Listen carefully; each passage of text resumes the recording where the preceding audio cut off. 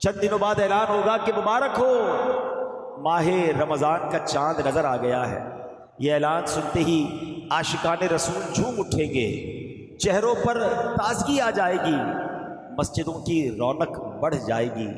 تراویح کا سلسلہ، فرض نمازیں، کوئی نوافل کی کثرت کر رہا ہوگا، کوئی تلاوت قرآن کی سعادت پا رہا ہوگا، سحر و افطار کی رونقیں ہوں گی، اور انشاءاللہ زندگی کا لطف دوبالا ہو رہا ہوگا۔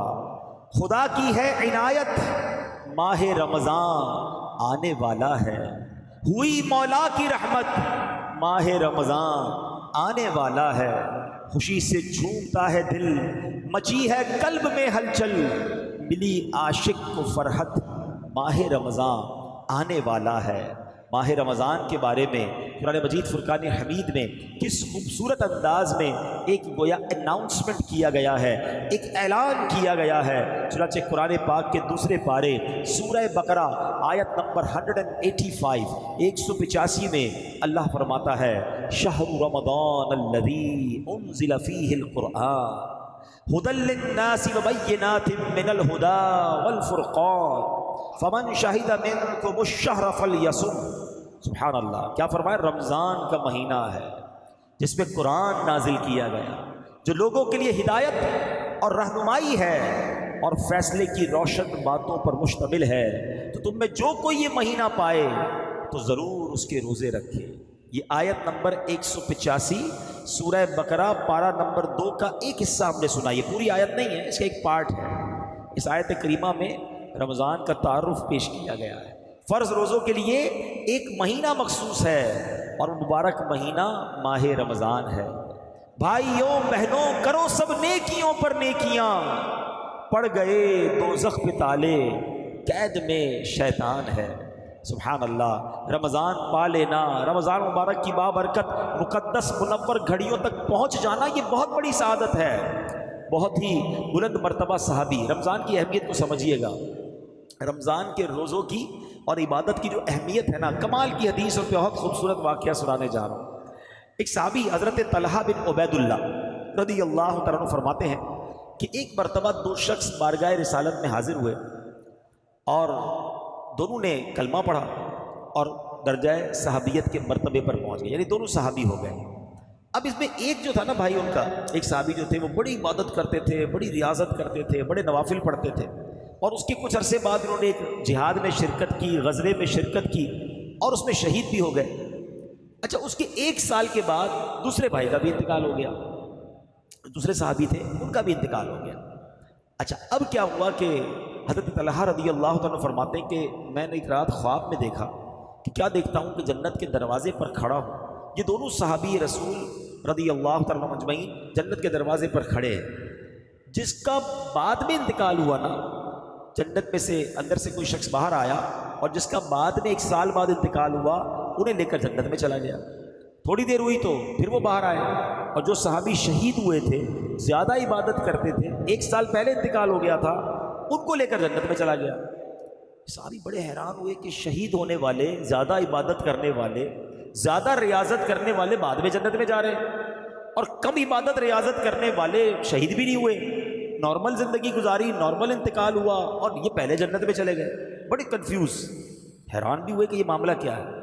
سبحان اللہ، صحابہ کرام کا ایک بڑا خوبصورت ایٹیٹیوڈ تھا، جب بھی کوئی بات ذہن میں کنفیوژن پیدا کرتی، جب بھی کوئی مسئلہ پوچھنا ہوتا، بلکہ کچھ بھی چاہیے ہوتا، بارگاہ رسالت میں حاضر ہو جایا کرتا۔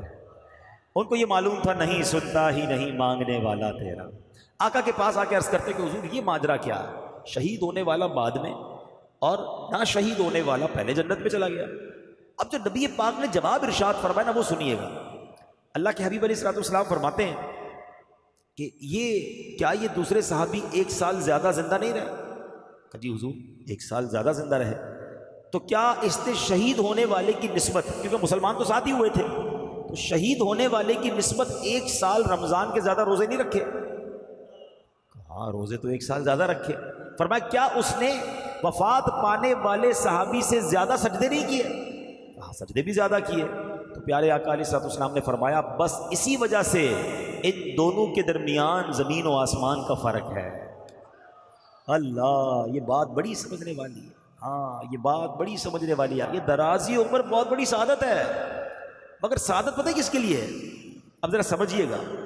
وہ شخص جس کی عمر لمبی ہو اور نیکیاں بھی زیادہ ہوں، اس کے تو وارے نہیں آ رہے. مگر وہ بندہ جو گناہوں میں پڑا ہوا اور اس کی لمبی عمر بھی ہے، وہ پھنس گیا نا. اس کی تو پھر روز ہی گناہ بڑھ رہے ہیں، نماز روز ہی قضا کر رہا ہے، اس کی لمبی عمر اس کے لیے مشکل بن رہی ہے. جتنا جی رہا ہے اتنے گناہ کر رہا ہے. مگر خوش نصیب وہ ہے جو جی بھی رہا ہے، روز 5 وقت کی نماز بھی پڑھ رہا ہے، ہر رمضان میں روزے بھی رکھ رہا ہے، ہر سال اپنی زکوٰۃ بھی دے رہا ہے. اللہ توفیق دے تو حج بھی اور عمرے بھی اور نیکی کے کام کر رہا ہے. تو اس کی لمبی عمر اس کے نامہ اعمال میں نیکیوں میں اضافے کا سبب بن رہی ہے. ہم اللہ سے دعا کرتے ہیں کہ اللہ نیکیوں والی، عافیت والی، روزوں والی، سجدے والی لمبی عمر عطا فرمائے. اب وہ سوچے کہ جس کی عمر تو ہے 50 سال کا ہو گیا ہے، کوئی 40 سال کا ہو گیا ہے، کوئی 60 سال کا، نمازیں ہیں کہ نہیں، روزے ہیں کہ نہیں، سجدے ہیں کہ نہیں. کہیں ایسا تو نہیں کہ ہر گزرنے والا دن، سمجھو میری بات، ایکچولی لوگ برتھ ڈے مناتے ہیں، بڑی خوشیاں مناتے ہیں بھائی، 15ویں برتھ ڈے تو 20ویں برتھ ڈے تو 25ویں برتھ ڈے. اگر غور کریں نا تو یہ 1 سال آپ کی زندگی کا کم ہو گیا ہے. آپ تو برتھ ڈے انجوائے کر رہے ہیں لیکن ایکچولی آپ کی زندگی سے 1 سال کم ہو گیا. زندگی کیا ہے؟ زندگی ایک برف کی سل ہے. ہماری میمنی بھی کہتے ہیں برف کی پاٹ، بلاک کہہ لیں برف کا. ہم سب کو ایک برف کا بلاک دے دیا گیا ہے. جتنے یہاں بیٹھے نا ہم سب کے سمجھ لو ہاتھ میں ایک برف کی لادی ہے. کسی کے پاس 10 سال کی ہے، کسی کے پاس 15 سال کی ہے، کوئی 50 سال کی لے کر آیا ہے، کوئی 70 سال کی لے کر آیا ہے، مگر روز پگھل رہی ہے. ایک دن گزرا برف پگھل رہی ہے، پگھل رہی ہے. ہم میں سے نہیں پتا کسی کو کہ کہیں آج آخری رات نہ ہو، کل آخری دن نہ ہو، 4-6 دن ہی رہ گئے، پتہ نہیں. ہم نہیں جانتے، پہلے تو یہ بھی نہیں جانتے رمضان بھی ملے گا کہ نہیں. اللہ سے دعا کرتے ہیں کہ اللہ خیر سے، عافیت سے رمضان نصیب فرمائے. لیکن جب رمضان مل جائے نا تو اس رمضان کو آخری رمضان سمجھنا. ہمیں نہیں پتہ اگلا رمضان ملے گا کہ نہیں. پورے روزے، تراویح، عبادت، اللہ کی رضا والے کام. تو میرے پیارے اسلامی بھائیوں، جو سمجھنے والی بات ہے نا کہ زندگی کی برف پگھل رہی ہے، اور بے وقوف کون ہے کہ جو عبادت نہیں کر رہا، جو روزے نہیں رکھ رہا، جو سجدے نہیں کر رہا. تو ہمیں یہ بات سمجھنی ہے کہ دن گزر رہے ہیں، میں تو موت کے قریب ہو رہا ہوں. دنیا میں کیا ہوتا ہے، بچے بیٹھے ہیں، اسٹوڈنٹس بیٹھے ہیں، جیسے جیسے آپ کا امتحان قریب آتا ہے ٹینشن بڑھتی ہے نا، تیاری بڑھتی ہے. یار اب جو 4 دن رہ گئے ہیں، 5 دن رہ گئے ہیں، 15 دن رہ گئے ہیں، اور تیاری، ٹیوشن، نائٹ میں کلاسز. کیوں بھائی اتنی تیاری کیوں؟ یار پورا سال نہیں پڑھا، اب امتحان سر پہ آ گیا ہے. تو ہر گزرنے والا دن تو موت قریب آ رہی ہے. تو پھر ہمیں کیا کرنا چاہیے؟ ہمیں بھی تیاری کرنی چاہیے. تو بہرحال میرے پیارے اسلامی بھائیوں، بات سمجھنے اس حدیث میں سمجھا دیا ہمیں کہ اس کی زندگی 1 سال زیادہ ہو گئی، وہ شہید سے پہلے جنت میں چلا گیا. ہم اللہ سے دعا کرتے ہیں اللہ طویل زندگی بھی دے اور نیکیوں والی زندگی بھی عطا فرمائے. اب پیارے اسلامی بھائیوں، ماہ رمضان آنے والا ہے. کیا خوبصورت کلام کے اشعار ہیں کہ میں رمضان المبارک پاؤں، روزے سارے رکھ پاؤں، تو رکھ زندہ سلامت، ماہ رمضان آنے والا ہے. الہی عافیت دینا، سلامت دل عطا کرنا، عطا کر دے تو صحت، ماہ رمضان آنے والا ہے. اے میرے پیارے اسلامی بھائیوں، یاد رکھیے علماء کرام فرماتے ہیں ماہ رمضان المبارک میں مغفرت کے اسباب، ریزن آف مغفرت جو ہیں وہ بڑھ جاتے ہیں. نمبر 1، ماہ رمضان کا روزہ رکھنا سامان مغفرت ہے. ماہ رمضان میں قیام کرنا یہ بھی مغفرت کا ذریعہ ہے. ماہ رمضان کی شب قدر میں عبادت کرنا یہ مغفرت پانے کا ذریعہ ہے. روزہ دار کو افطار کروانا یہ بھی مغفرت کا ذریعہ ہے. غلام یا ملازم پر آسانی کرنا یہ بھی مغفرت کا ذریعہ ہے. رمضان المبارک میں ذکر اللہ کی کثرت کی جائے کہ حدیث پاک میں ہے ماہ رمضان میں ذکر اللہ کرنے والا بخشا ہوا ہے. تو ذکر اللہ بھی مغفرت کا ذریعہ ہے. رمضان مبارک میں کثرت سے استغفار کرنے سے بھی بخشش کی خیرات ملتی ہے. اللہ اکبر، ذرا سوچئے، اتنے سارے ریزن، اتنے سارے اسباب ہیں ماہ رمضان میں. یعنی رمضان تو ہمیں بخشوانے آ رہا ہے، ہم پر مہربانی کی جا رہی ہے، ہمیں چانس دیا جا رہا ہے کہ اے میرے گناہ گار بندوں، وہ مہینہ آنے والا ہے کہ تمہاری بخشش کے لیے ہے. تو ہمیں ماہ رمضان میں خوب عبادت کرنی ہے. اے میرے پیارے اسلامی بھائیوں، ماہ رمضان میں اب جب مغفرت کے اسباب ہم نے سنے نا تو ہم نے کیا کیا کرنا ہے یہ ذرا غور کریں. سب سے پہلے تو کام یہ کرنا ہے کہ ماہ رمضان کے آنے سے پہلے پہلے ہم پکی سچی توبہ کر لیں، تاکہ گناہوں سے بالکل پاک اور صاف ہو کر رمضان المبارک کا استقبال کر پائیں۔ ماہ رمضان میں دوسرا کام کیا کریں کہ دن کا روزہ اور رات کا قیام یعنی تراویح اور نوافل ہرگز نہ چھوڑیں، دوسرا کام یہ ٹارگٹ لے لیں۔ تیسرا، نفس امارہ کی خواہشات کو روکنے کی بھرپور کوشش کریں، کیونکہ شیطان تو بند ہوتا ہے لیکن ہماری عادتیں ہمارے ساتھ لگی ہوئی ہوتی ہیں، تو ہمیں اس میں ان عادتوں کی وجہ سے جو گناہ کی عادت ہوتی ہے نا، ایک سوال کیا گیا علماء سے کہ حضرت یہ ماہ رمضان میں تو کہا جاتا ہے شیطان بند ہوتا ہے، بندہ پھر گناہ کیوں کرتا ہے، پھر غلط کام کیوں کرتا ہے؟ تو بڑا پیارا علماء نے جواب دیا کہ سائیکل پر پیڈل مارو، مارتے رہو تو چلتی رہتی ہے، پھر اس کے بعد بہت سارے پیڈل مار کے روک دو، پھر بھی کافی دیر تک چلتی رہتی ہے۔ فرمایا 11 مہینے شیطان نے اتنے پیڈل چلا دیے ہیں کہ باقی 1 مہینے کی گناہوں کی سائیکل ویسی چلتی رہتی ہے تو سائیکل رکے گی کیسے جب بریک لگاؤ گے؟ تو گناہوں کی عادت پر بریک لگانا ہے رمضان میں، ابھی سے تیاری شروع کر دو، یا رمضان میں فلمیں نہیں دیکھوں گا، رمضان میں گناہ نہیں کروں گا، رمضان میں جھوٹ نہیں بولوں گا، ابھی سے چھوڑو نا بھائی، رمضان کا کیوں انتظار ہے؟ ماہ رمضان کے استقبال میں گناہوں کو چھوڑنے کی ہمیں عادت ڈالنی چاہیے۔ اچھا، ماہ رمضان میں ایک اور آپ نے کام یہ کرنا ہے کہ پورے دن میں تمام دنیاوی خیالات سے پاک ہو کر، سارے کاموں سے فارغ ہو کر بے شک تھوڑی دیر ایسی رکھنی ہے جو صرف اللہ کا ذکر کرنا ہے، درود پاک پڑھنا ہے۔ ذکر اللہ والوں کی مغفرت ہے نا، تو اس کو ٹارگٹ کرنا ہے نا، حاصل کرنی ہے مغفرت۔ پھر فرمایا غریبوں اور مسکینوں کا خیال رکھیں، ماہ رمضان میں غریبوں پر وسعت کریں، غریبوں پر خرچ کریں، لوگوں کے ساتھ اچھا برتاؤ کریں۔ پھر ماہ رمضان میں ایک اور کام یہ کرنا ہے کہ خوب تلاوت کرنی ہے۔ ماہ رمضان تو ہے ہی نزول قرآن کا مہینہ نا، خوش نصیب لوگ میں نے دیکھا ہے کہ خوب تلاوت کرتے ہیں، تو کوشش کریں اللہ توفیق دے تو 3 بار قرآن ختم کر لیں، 3 بار نہ کر سکے تو کم از کم 1 بار تو ختم قرآن رمضان میں اپنی تلاوت سے کریں۔ امام صاحب تراویح میں سنائیں گے وہ الگ ہے، مگر ہم اپنی تلاوت سے کم از کم 1 بار قرآن پاک ضرور ختم کریں۔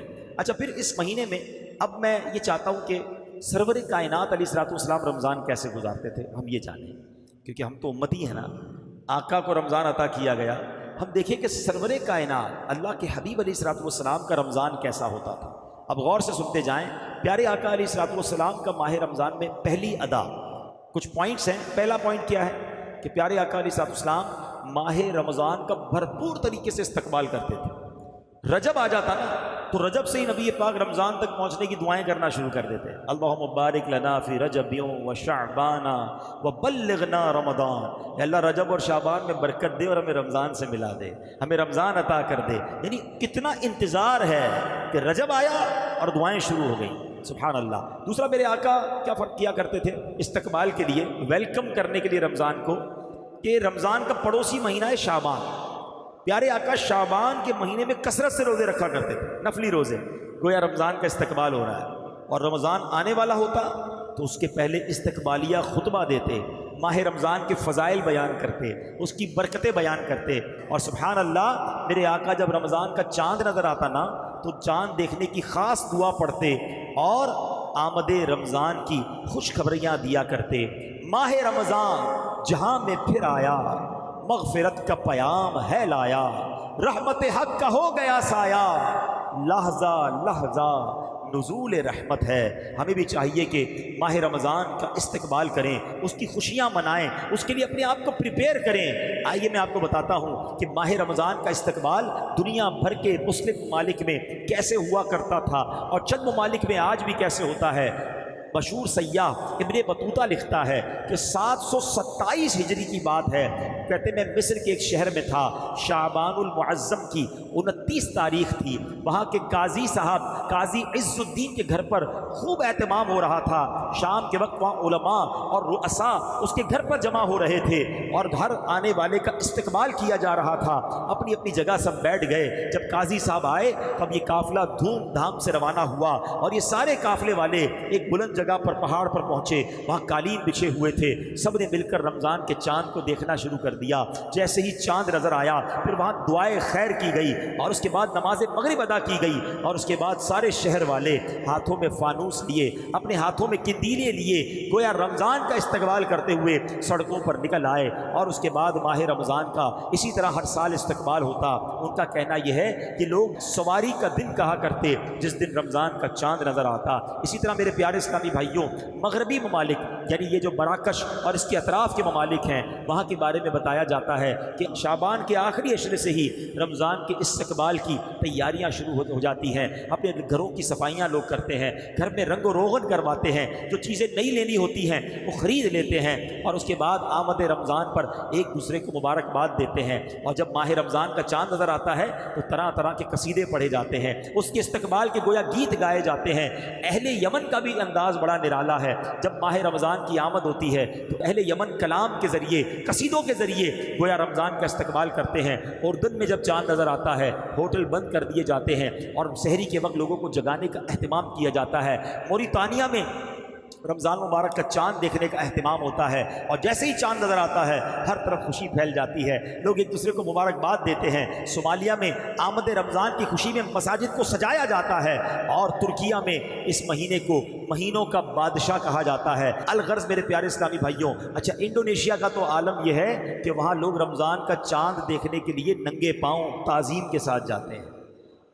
رمضان آنے والا ہے, اس کا چاند دیکھنے جا رہے ہیں, اور سبحان اللہ مسجدوں میں صفائی کا اہتمام ہوتا ہے, راستوں کو سجایا جاتا ہے. تو پتہ یہ چلا کہ اہل ایمان کا صدیوں سے یہ طریقہ ہے کہ اس مہینے کا استقبال کیا جاتا ہے. ویسے میں آپ سے بھی پوچھتا ہوں, آپ کے گھر میں اگر کوئی مہمان آنے والا, اور مہمان ایسا آنے والا ہو جس سے آپ کو بڑی محبت ہو, تو آپ گھر کی اسپیشل صفائی کرواتے ہیں نا.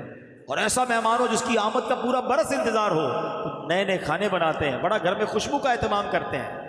رمضان تو وہ مہمان آ رہا ہے جو ہماری مغفرت کروانے آ رہا ہے, اللہ کی طرف سے ہمیں عطا کرنے آ رہا ہے. پہلا عشرہ عشرہ رحمت ہے, دوسرا عشرہ عشرہ مغفرت ہے, تیسرا عشرہ یہ جہنم سے آزادی کا عشرہ. ہر روز افطار کے وقت 10 لاکھ گناہگار بخشے جائیں گے. سارا سال میں اور آپ دعا کرتے ہیں نا, یا اللہ ہماری سن لے, ہے میرے مولا پکار سن لے. رمضان کی راتوں میں آسمان سے آواز لگائی جاتی ہے کوئی مانگنے والا کہ اس کی مراد پوری کر دی جائے, ہے کوئی سوالی اس کا سوال پورا کیا جائے, ہے کوئی مغفرت کا طلبگار اس کی مغفرت کر دی جائے, ہے کوئی توبہ کرنے والا اس کی توبہ قبول کی جائے.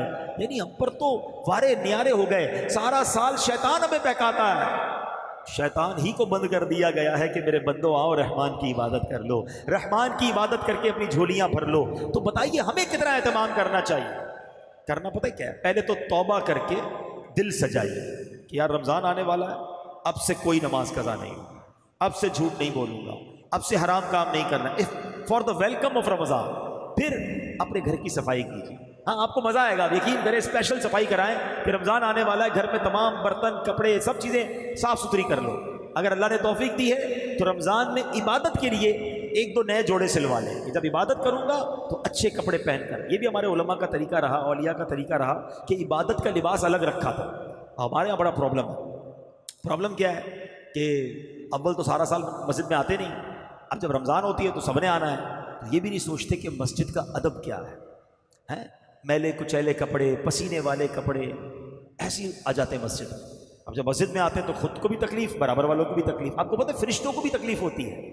اچھا پھر ایک اور مسئلہ خاص طور پہ مغرب کی نماز میں, اور شاید یہ فجر کی نماز میں بھی ہوتا ہوگا, کیونکہ وہ مغرب افطار کر کے پڑھنی ہے اور فجر جو وہ سحری کر کے پڑھنی ہے. اب اتنا خیال نہیں ہے کہ ابھی کھانا کھایا ہے تو منہ اچھی طرح صاف کرنا چاہیے. اگر ہمارے منہ سے بدبو آ رہی ہے تو ایسی بدبو والا منہ لے کر تو مسجد میں آنا منع ہے. اور کچی پیاز, سموسے, پتہ نہیں ساری چیزیں افطار میں کھا جانی ہیں. تو اللہ کے بندوں, یہ ساری چیزیں ہم مغرب کے بعد بھی کھا سکتے ہیں. مغرب سے پہلے کھجور کھا لیں, پانی پی لیں, اگر پھر بھی کھانا ہے تو فروٹ کھا لیں تاکہ آپ کے منہ میں بو نہ ہو. ابھی پورا دن ویسے ہی آپ بھوکے رہیں اور اب منہ میں بدبو, پیاز, سموسے, پتہ نہیں کیا کیا کھایا اور آ گئے اللہ کے گھر میں. آپ کو پتہ ہے جب بندہ نماز پڑھتا ہے, تلاوت کرتا ہے نا, اس کے منہ کے ساتھ فرشتہ منہ لگا دیتا ہے, اور اگر اس کے منہ سے بو آتی ہے تو فرشتہ چلا جاتا ہے. بتائیں ہمارا کیا حال ہوتا ہے. تو رمضان میں ایک سنت کی بھی نیت کرنے کے انشاءاللہ روزانہ کثرت سے مسواک کریں گے انشاءاللہ. مسواک خرید لیجئے گا اور ساتھ رکھیے گا, کیونکہ پیسٹ تو روزے میں کر نہیں سکتے, اس سے بچنا ہے. آپ پیسٹ کریں گے نہیں اور اس کے بعد مسواک بھی نہیں کریں گے تو پھر تو منہ کا عالم خراب ہو ہی جانا ہے. اچھی سی ایک عطر خرید لیں, اللہ توفیق دے تو, تاکہ مسجد میں جب آئیں تو اپنے جسم پر, اپنے کپڑوں پر خوشبو لگائیں, اور اس نیت سے لگائیں کہ میرے آقا کی سنت ہے, مجھے بھی بدبو تکلیف نہ دے, میرے کسی ساتھی کو بھی تکلیف نہ دے. تو اللہ کے گھر کا ادب, اپنے گھر کی صفائی ستھرائی کا خیال رکھیں. تو جتنا کہتے نا رسپیکٹ کریں گے, جتنا ادب کریں گے, اتنا عطا کیا جائے گا. وہ کہتے نا با ادب با نصیب, بے ادب بد نصیب. ہاں ادب جتنا کرو گے اتنی برکتیں ملیں گی۔ دوسرا نبی پاک کا انداز پتہ کیا تھا کہ پیارے آقا علیہ الصلوۃ والسلام کے بارے میں آتا ہے کہ بی بی عائشہ صدیقہ فرماتی رضی اللہ تعالی عنہا کہ جب رمضان آتا تو میرے آقا کے چہرے کا رنگ بدل جاتا تھا، آپ کے چہرے پر اتنا خوف طاری ہو، اب فکر مند ہو جاتے تھے۔ اب پیارے آقا کس بات کے فکر مند ہیں؟ حضرت علامہ عبدالرؤف مناوی فرماتے ہیں اس کی شرح میں کہ رنگ مبارک تبدیل ہونے کا جو ریزن تھا نا وہ خوف خدا تھا۔ آپ خوف فرماتے تھے کہ کہیں رمضان میں حق کے بندگی ادا کرنے میں کوئی کمی نہ رہ جائے۔ یہ کون ہے؟ اللہ کے حبیب ہیں، ان کا یہ عالم ہے کہ آپ کا رنگ بدل جاتا کہ کہیں رمضان میں اللہ کی عبادت میں کوئی کمی نہ رہ جائے۔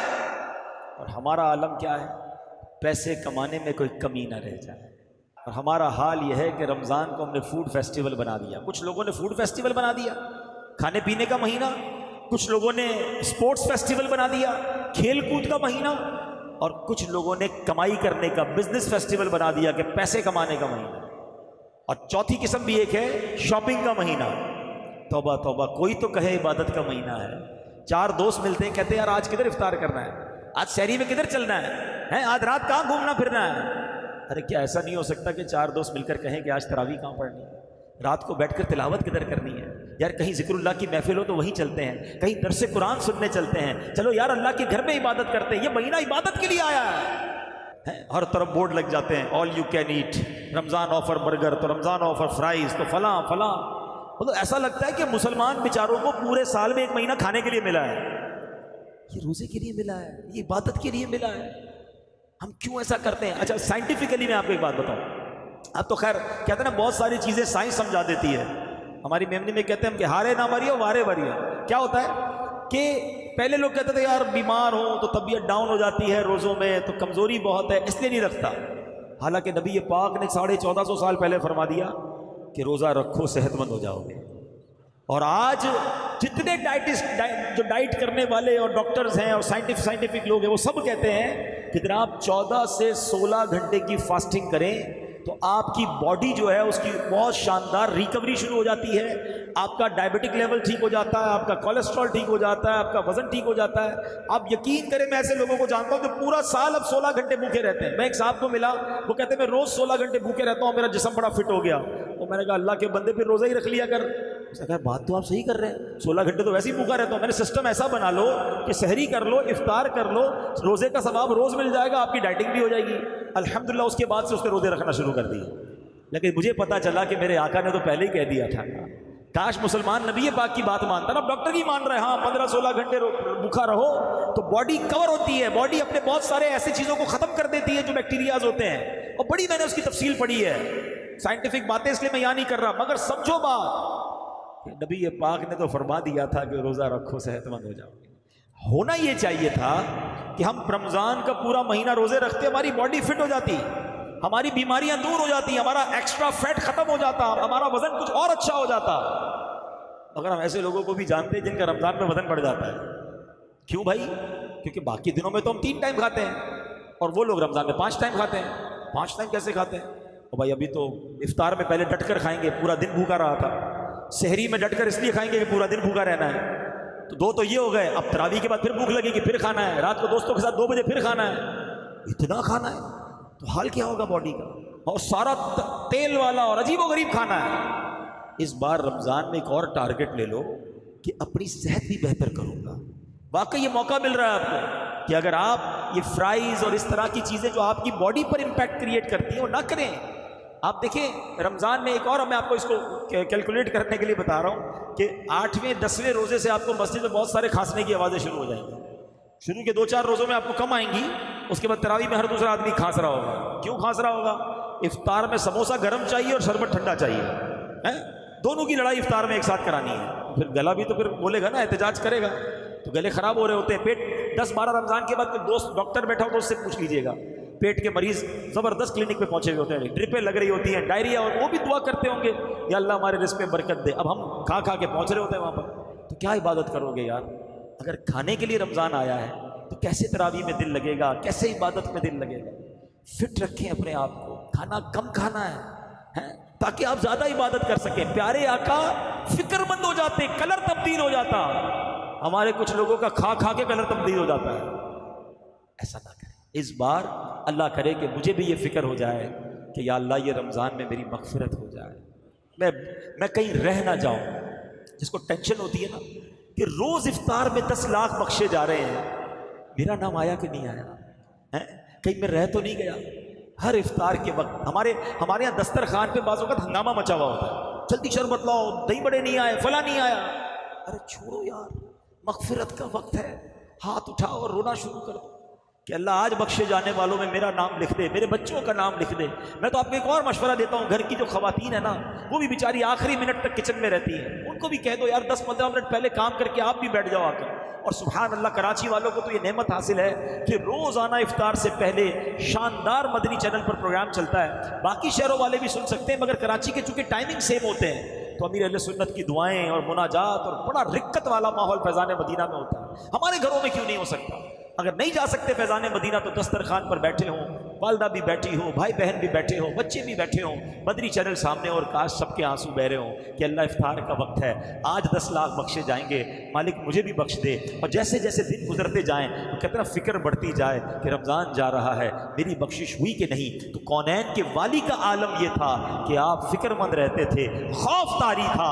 اللہ کرے کہ اس رمضان میں ایسی کیفیت ہم کوئی بنانے میں کامیاب ہو جائیں. اور دیکھو ماہ رمضان کی بے حرمتی مت کرنا. یہ جو رات بھر جاگ کر کرکٹ کھیل کر دوسروں کی نیندیں خراب کر رہے ہیں, جو رمضان میں روزے قضا کرتے ہیں, معاذ اللہ ایسے بھی لوگ ملے کہتے ہیں رمضان میں اس لیے فلمیں دیکھتا ہوں, اس لیے ڈرامے دیکھتا ہوں کہ روزے میں ٹائم پاس ہو جائے.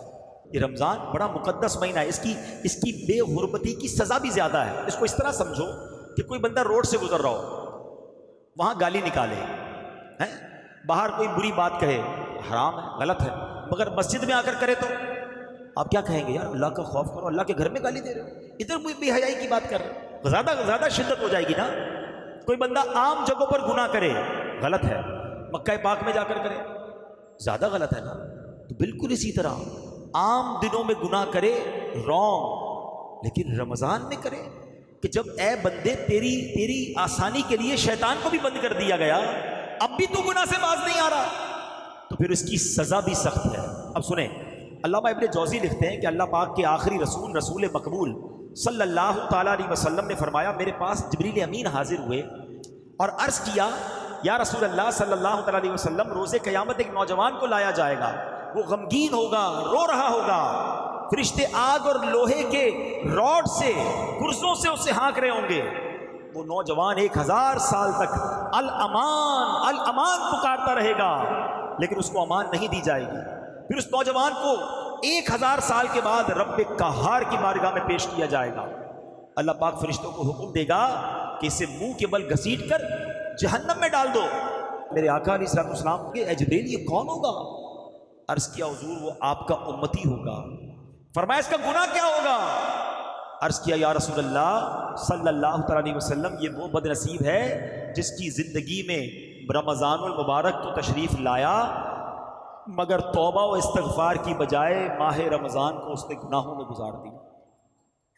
اب بتائیے, لوگ کہتے ہیں یار ٹھیک ہے یار چلتا ہے, رمضان میں نہیں چلے گا.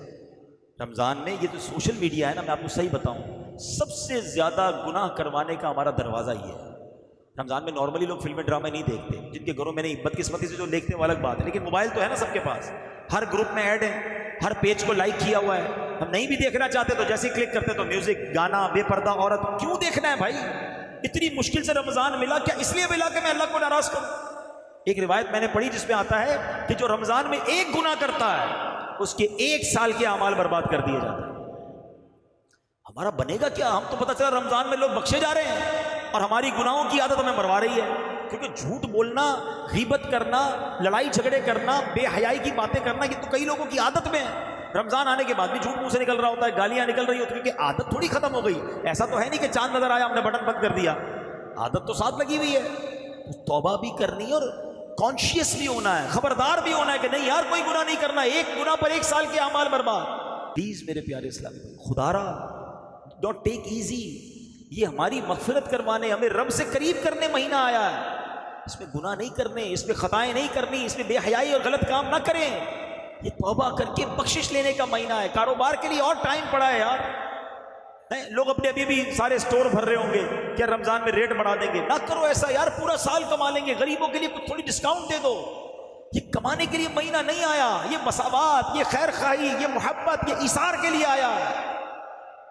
میرے آقا علیہ الصلوۃ والسلام کا ایک اور انداز آپ کو بتاؤں، دو ہو گئے نا، اب تیسرا انداز سنو۔ سرور کائنات علیہ الصلوۃ والسلام کا ایک انداز یہ تھا کہ آپ رمضان میں خوب سخاوت فرمایا کرتے تھے۔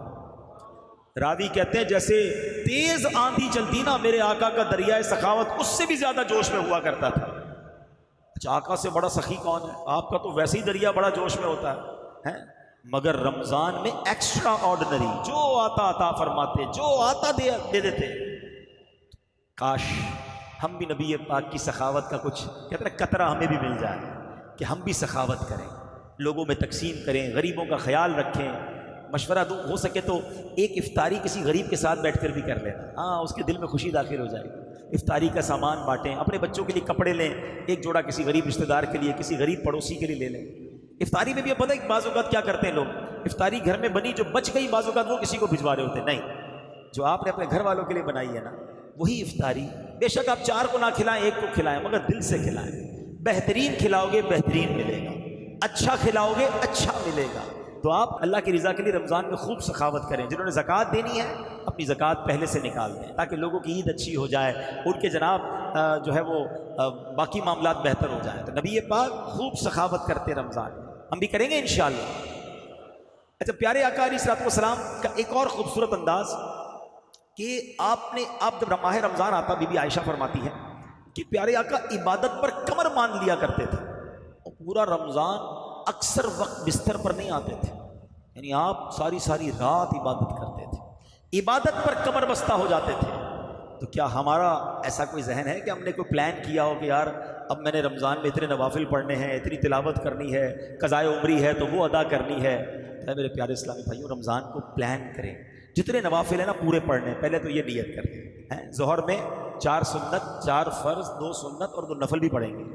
عصر کی 4 سنتیں غیر موقعہ بھی پڑھیں گے، 4 فرض بھی پڑھیں گے انشاءاللہ۔ مغرب میں 3 فرض، 2 سنت، 2 نفل اور 2 اوابین بھی پڑھیں گے انشاءاللہ۔ اور عشاء کی 17 پوری رکعتیں پڑھیں گے انشاءاللہ، اور اللہ توفیق دے تو تہجد بھی پڑھیں گے انشاءاللہ، اشراق چاش بھی پڑھیں گے انشاءاللہ۔ ہاں، رات کو تھوڑا پہلے اٹھ جاؤ نا۔ اچھا، تہجد بھی 8 رکعتیں پڑھ سکتے ہیں۔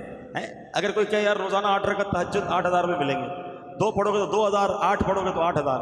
آپ بولیں گے مولانا صاحب 12 پڑھیں گے تو کچھ اور ملیں گے، وہ بھی پڑھ لیتے ہیں۔ اللہ کے بندو، جنت کی نعمتیں مل رہی ہیں۔ تہجد کی نماز کو سب سے افضل نفل نماز کہا گیا، اور خاص قبولیت دعا کا وقت ہے۔ روزانہ سحری میں اٹھتے ہو نا بھائی، جو لوگ سحری میں اٹھتے ہیں وہ پلان کر لیں کہ انشاءاللہ اٹھیں گے اور اللہ توفیق دے 8 رکعتیں، ورنہ کم از کم 2 رکعتیں روزانہ تہجد کی نماز ادا کریں۔ تو رمضان کے لیے کمر بستہ ہو جانا ہے، پلان کرنا ہے انشاءاللہ کہ اس بار ماہ رمضان میں خوب نیکیاں کرنی ہے۔ اچھا، اب اسی طرح پیارے آقا علیہ الصلوۃ والسلام کی 2 اہم عبادتیں کیا تھیں کہ پیارے آقا خوب نمازوں کی کثرت فرماتے اور گر گڑا کر دعائیں کیا کرتے۔ رمضان دعاؤں کا مہینہ ہے، سب لوگ ہی تقریباً پریشان ہوتے ہیں، کوئی بیمار بیٹھا ہوگا، کوئی قرض دار بیٹھا ہوگا، کسی کا فیملی پرابلم۔ اچھا، پرابلم بہت سارے ہیں، دعا کا ٹائم کسی کے پاس نہیں ہے۔ یہ عجیب بات ہے، جدھر سے حل ہونا ہے مسئلہ ادھر جانے کے لیے تیار کوئی نہیں ہے، سب کے پاس جاتے اور رب کے پاس نہیں جاتے۔ تو دعا جو ہے نا، یہ مومن کا ہتھیار ہے، اور رمضان میں میرے آقا گر گڑا کر دعائیں مانگتے، تو اللہ کرے کہ ہم بھی دعائیں مانگیں۔ اور نبی پاک ایک اور عبادت بڑی پابندی سے کیا کرتے کہ میرے آقا 20 رکعت تراویح ادا فرماتے۔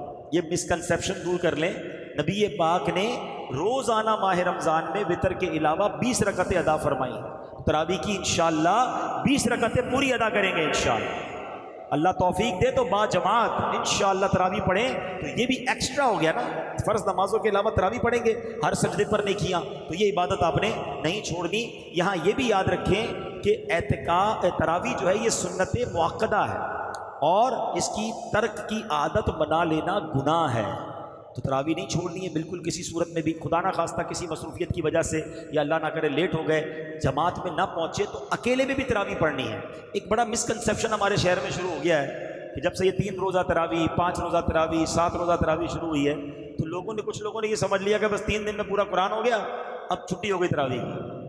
قرآن آپ کا پورا ہو بھی گیا تو تراویح کی چھٹی نہیں ہوئی ہے، آپ کو تراویح پھر بھی پڑھنی پڑے گی، اور وہ آخری رمضان تک پڑھنی پڑے۔ 27 وقت قرآن ختم ہوا، پھر بھی آخری 3 دن جو بھی باقی ہیں آپ نے تراویح پڑھنی ہوگی اور بہتر یہی ہے کہ با جماعت تراویح پڑھیں۔ نبی پاک کا ایک اور کام، سبحان اللہ، میرے آقا رمضان میں خوب قرآن کا دور فرمایا کرتے تھے۔ جبریل امین آتے تھے اور نبی پاک ان کے ساتھ مل کر قرآن کا دور فرماتے۔ تو اگر کوئی حافظ قرآن ہے، تراویح سنانی ہے یا نہیں سنانی، قرآن کا دور شروع کر دیں۔ قرآن اور پکا کر لو نا، بلکہ جو حافظ نہیں، ذہن نصیب کچھ صورتیں یاد کر لے، مختصر کچھ صورتیں یاد کر لے، اس کا دور کرنا شروع کر دے۔ اور بڑی پیاری بات علماء نے کہی کہ دور نبی پاک کی ادا ہے نا، تو گھر میں دو بھائی بیٹھ جائیں، میں قرآن پڑھتا ہوں تم سنو، پھر آپ پڑھیں تو میں سنتا ہوں، تو یہ دور ہو جائے گا۔ میاں بیوی کر سکتے ہیں، بھائی بہن کر سکتے ہیں، امی کے ساتھ بیٹا کر سکتا ہے، یہ دونوں آمنے سامنے بیٹھ جائیں، تھوڑی دیر میں قرآن پڑھتا ہوں آپ سنیں، پھر آپ سنیں، کیونکہ نبی پاک جبریل امین کے ساتھ قرآن کا دور کیا کرتے تھے۔ تو کہ اللہ کرے کہ بس ذہن یہ بن جائے یار، تلاوت ہے، درود ہے، روزہ ہے، صدقہ ہے، خیرات ہے، پر لوٹنا ہے میں نے نیکیاں، شاپنگ ہے، گھومنا ہے، کھانا ہے، کھیلنا ہے، یہ نہیں ہے رمضان۔ رمضان آپ نے سمجھو ایک بہت بڑا جنت کا شاپنگ سینٹر ہے، اور وہاں بہت ساری جنت کی نعمتیں، یہ بھی لے لوں یار، روزہ رکھ کے، تراویح پڑھ کے یہ بھی لے لیتا ہوں، ذکر کر کے یہ بھی لے لیتا ہوں، تلاوت کر کے یہ بھی لے لیتا ہوں، صدقہ کر کے یہ بھی لے لیتا ہوں۔ یہ ذہن بناؤ کہ ماہ رمضان بس میں نے نیکیوں کا ذخیرہ کرنا ہے، اور پھر سب کچھ کر لوں، ہوں تو ناقص، پھر اللہ سے عرض کروں گا مولا جن کی قبول کی ہے ان کے صدقے میری بھی قبول فرما دے۔ تو یہ اللہ کرے کہ ہمارا مائنڈ سیٹ بن جائے۔ تو بہرحال میرے پیارے اسلامی بھائیوں، چند باتیں میں نے آپ کو عرض کی ہیں، 5 اہم باتیں تھیں، میں چاہتا ہوں ریپیٹ کر لیتے ہیں رمضان آنے سے پہلے کہ رمضان کا پیارے آقا استقبال کیا کرتے تھے، ہم بھی استقبال کریں گے، نیکیاں کر کے استقبال کریں گے، ٹھیک ہے، دل صاف کر کے استقبال کریں گے، کسی مسلمان سے لڑائی ہے تو سلو کر کے استقبال کریں گے، ٹھیک ہے۔ نمبر 2، میرے آقا علیہ الصلوۃ والسلام ماہ رمضان میں فکر مند ہو جاتے تھے، رنگ مبارک تبدیل ہو جاتا تھا، خوف خدا طاری ہو جاتا تھا۔ انشاءاللہ ہم بھی اس رمضان میں اللہ کی عبادت کی فکر کریں گے اور اپنی مغفرت کے لیے خوب کوشش کریں گے انشاءاللہ۔ تیسرا، میرے آقا علیہ الصلوۃ والسلام عبادت کے لیے کمر بستہ ہو جاتے، نوافل پڑھتے اور خوب دعائیں کرتے۔ انشاءاللہ ہم بھی کثرت سے نوافل پڑھیں گے اور خوب دعائیں کریں گے انشاءاللہ۔ چوتھا، میرے آقا جبریل امین کے ساتھ قرآن کا دور کیا کرتے تھے، ہم بھی انشاءاللہ ماہ رمضان میں کثرت سے تلاوت قرآن کریں گے انشاءاللہ۔ اور 5واں، میرے آقا خوب سخاوت فرمایا کرتے ہیں، واہ کیا جود و کرم ہے شہ بطحا تیرا، نہیں سنتا ہی نہیں مانگنے والا تیرا۔ تو اے میرے پیارے اسلامی بھائیوں، خوب سخاوت کرنی ہے، اور یاد رکھیں آپ کی سخاوت اور آپ کی زکوٰۃ کا پہلا حقدار پتہ ہے کون ہے؟ وہ آپ کے اپنے غریب رشتہ دار ہیں۔ بعض اوقات لوگ دنیا میں بانٹ رہے ہوتے ہیں، غریب رشتہ دار پریشان ہوتے ہیں۔ روایتوں میں یہ مضمون ملتا ہے کہ اللہ کریم اس بندے پر قیامت کے دن نظر رحمت نہیں فرمائے گا جو غیروں کو بانٹے اور اس کے اپنے پریشان۔ تو پہلے اپنے غریب رشتہ داروں کو دیکھ لیں۔ ہاں یہ ضرور ہے کچھ رشتہ دار غریب ضرور ہوتے ہیں مگر زکوٰۃ کے مستحق نہیں ہوتے۔ زکوٰۃ کے مستحق ہونے کے لیے پورا ترتیب ہے نا کہ وہ صاحب نصاب نہ ہو، اس کے پاس اتنی رقم نہ ہو۔ تو اگر آپ کو لگتا ہے میرا کوئی رشتہ دار غریب ہے، بیچارہ پریشان ہے اور زکوٰۃ کا مستحق نہیں ہے، تو بھی اس کی مدد ضرور کریں، مگر اللہ نے مال دیا ہے تو زکوٰۃ کے علاوہ والے مال سے کریں۔ اور اگر کوئی رشتہ دار غریب ہے اور زکوٰۃ کا مستحق ہے تو پہلے اس کو زکوٰۃ دیں۔ اور اس کے بعد میری گزارش یہ ہے کہ دعوت اسلامی جو عاشقان رسول کی ایسی تحریک ہے جو دنیا کے 150 سے زیادہ ملکوں میں دین مدین کی خدمت کر رہی ہے، تو اس بار بھرپور دعوت اسلامی کا ساتھ دیں گے انشاءاللہ، اور فطرہ جس کو اللہ نے دیا ہے بہترین فطرہ دیں گے انشاءاللہ، ٹاپ کیٹیگری کا فطرہ دیں گے انشاءاللہ۔ اللہ مجھے اور آپ کو اپنی راہ میں دل کھول کر خرچ کرنے کی توفیق عطا فرمائے۔ صلو علی الحبیب